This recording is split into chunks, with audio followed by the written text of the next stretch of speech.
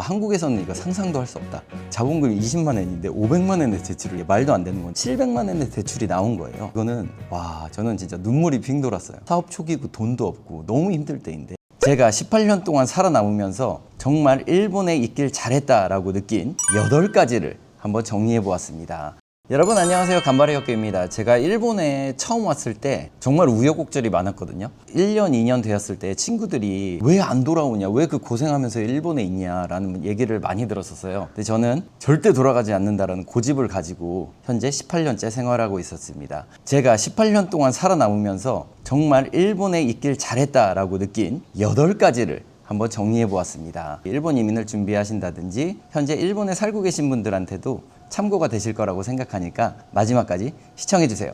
첫 번째입니다. 타지에서 무언가를 이루는 성취감입니다. 저는 한국에서도 직장생활과 사업을 다 해봤습니다. 근데 일본에서 직장생활 사업을 했을 때 한국에서 느끼지 못하는 그런 성취감을 얻을 수 있었어요. 특히 이 해외에서 한국과 관련된 국제 비즈니스를 한다, 저한테 큰 성취감으로 다가왔었는데요. 일본에 처음 와서 직장생활을 할 때 한국의 K-팝 관련 CD, DVD, 굿즈 이런 거를 일본의 소비자들한테 온라인을 통해 판매하는 회사의 팀장 역할을 했었습니다. 한국의 문화산업, 한국의 제품을 한국에서 보면 수출을 하는 거잖아요. 수출해서 일본에 판매한다는 그런 좀 자부심을 가지고 있었어요. 내가 한국의 국익에도 도움이 되는 일을 하고 있구나. 상당한 성취감, 뿌듯함을 느낄 수 있었거든요. 이런 것들은 제가 일본에서 18년 동안 버틸 수 있는 원동력이 됐던 것 같습니다.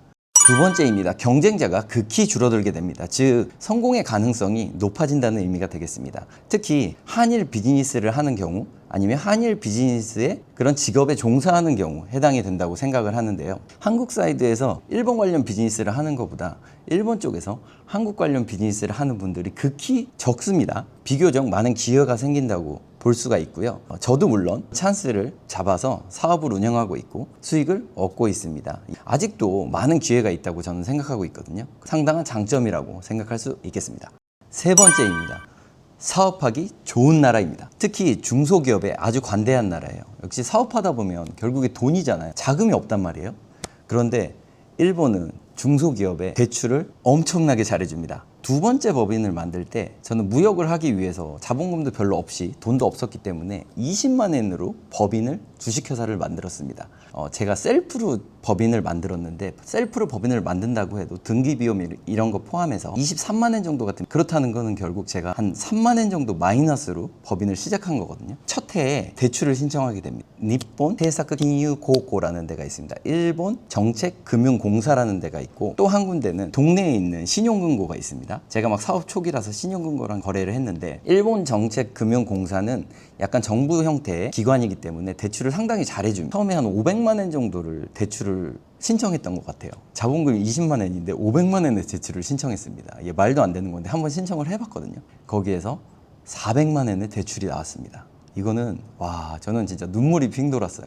사업 초기고 돈도 없고 너무 힘들 때인데 400만 엔의 대출을 해주더라고요. 그리고 또 한 군데 신용금고에도 제가 그 당시 한 500만 엔 정도 신청을 했던 것 같아요. 그런데 다는 안 되고 300만 엔의 대출을 받았습니다. 그래서 합치면 700만 엔의 대출이 나온 거예요. 이제 막 사업을 시작한 자본금 20만 엔의 회사에, 그리고 저는 외국인입니다. 막말로 내일 짐 싸고 한국 돌아갈 수도 있는 사람이거든요.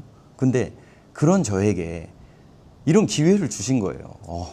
너무너무 일본에 저는 감사한 마음을 가졌고 현재도 가지고 있습니다. 현재는 그 20만 엔으로 만든 법인이 저의 메인 수익원이 되어 있고 가장 매출이 큰 사업체가 되어 있습니다. 너무 감사할 일이죠. 제가 생각하기에는, 제가 경험하기에는 일본은 중소기업을 어떻게든 살리는, 서포트해주는 정책이라고 생각이 됩니다. 약간 한국의 느낌하고는 틀린 것 같아요. 제가 일본 얘기를 저희 한국에 사업하시는 제 지인들한테 해드리면은 한국에서는 이거 상상도 할 수 없다 라고 하시더라고요.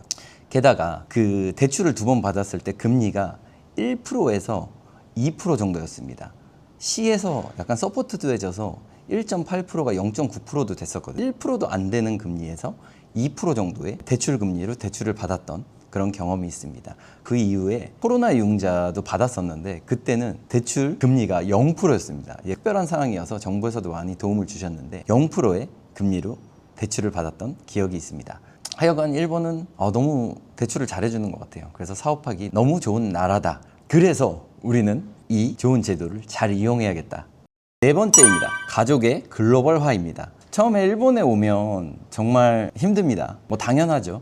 경험하지 못한 것들이 한 번에 닥치기 때문에 많은 혼란스러움도 느끼고 힘듦을 느낄 수 있습니다. 한 해 한 해 지나면서 저뿐만 아니고 저희 와이프, 저희 아이들도 해외 생활에 적응을 하게 되고 다양한 인종의 사람, 언어를 사용하면서 이 식견과 생각이 상당히 폭이 넓게 되거든요. 특히 아이들을 보면 많이 느끼는데요. 자연스럽게 두 개의 언어를 사용하고 한국과 일본을 비교하면서 얘기를 하고 아이들의 특히 생각과 사고에 상당한 도움이 됐다고 저는 생각을 하고 있습니다. 다섯 번째입니다. 아이들이 경쟁 스트레스에서 해방됩니다. 이 부분은 아이들이 완전히 해방된다는 의미는 아니고요. 한국과 비교해서 좀 경쟁 스트레스가 덜하다 라는 의미가 되겠습니다. 한국은 정말 입시가 너무 치열하잖아요. 대학교 갈 때까지 타화를 거는 그런 형태가 되는데, 제가 일본에서 사업을 하면서 느낀 건 저희 직원이나 아르바이트나 파트상들 보면 대학을 안 간 분도 상당히 많습니다. 의외로 대학을 가지 않고 바로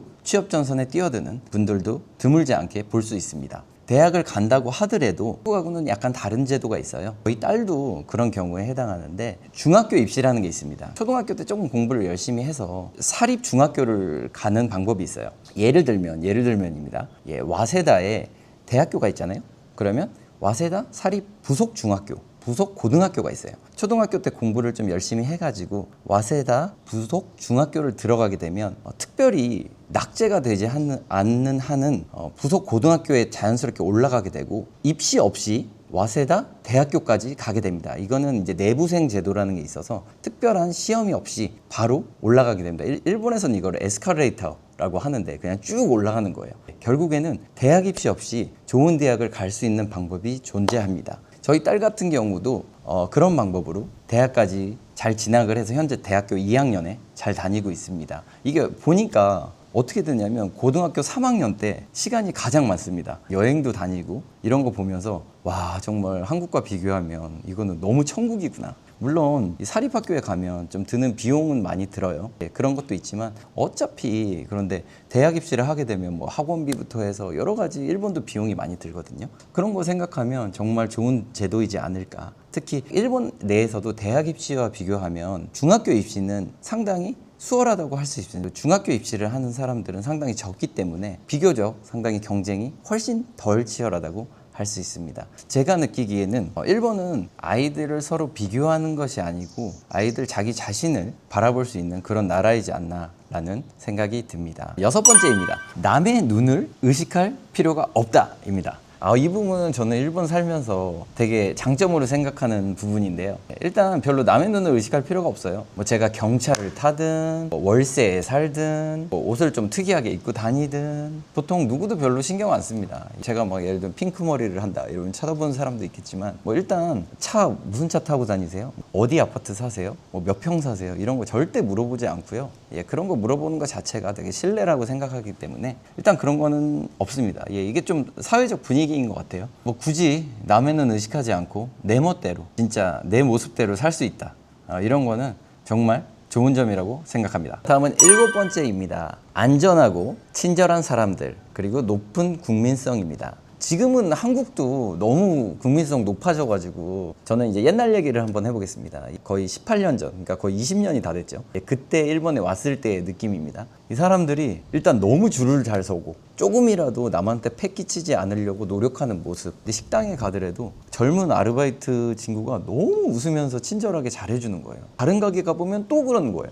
아니, 이 나라 사람들은 도대체 어떤 교육을 받고 어떤 국민성이길래 이런 마인드를 가졌지? 라고 감탄을 했던 기억이 지금도 선명합니다. 저는 이제 일본에 살면서 너무 좋은 지인분들도 많이 생겼어요. 저희 어머니 뻘되는 테니스 스쿨을 다닐 때 만났던 일본 분이세요. 지금도 너무 친하게 잘 지내는데 그분은 저희 어머니처럼 지금도 저를 너무 잘 챙겨주시거든요. 제 생일 때는 제가 케이크 사다 주시고 저희 딸내미 생일 때 케이크 사주시고 용돈 주시고 코스트코 가시면 맛있는 거 사면은 저희 것도 사다 주시고 막 이러세요. 와, 어떻게 이렇게 좋은 분이 계실까.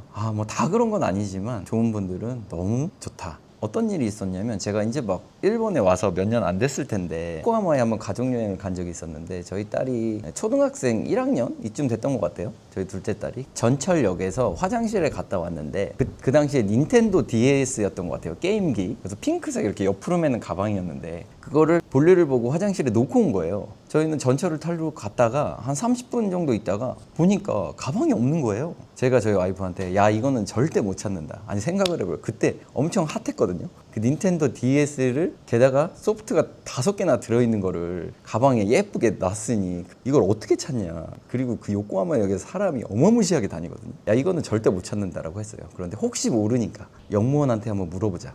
영무원한테 물어봤더니 웬걸 핑크색 가방을 딱 보여주는 거예요. 와 이거는 진짜 너무 감동적이었어요.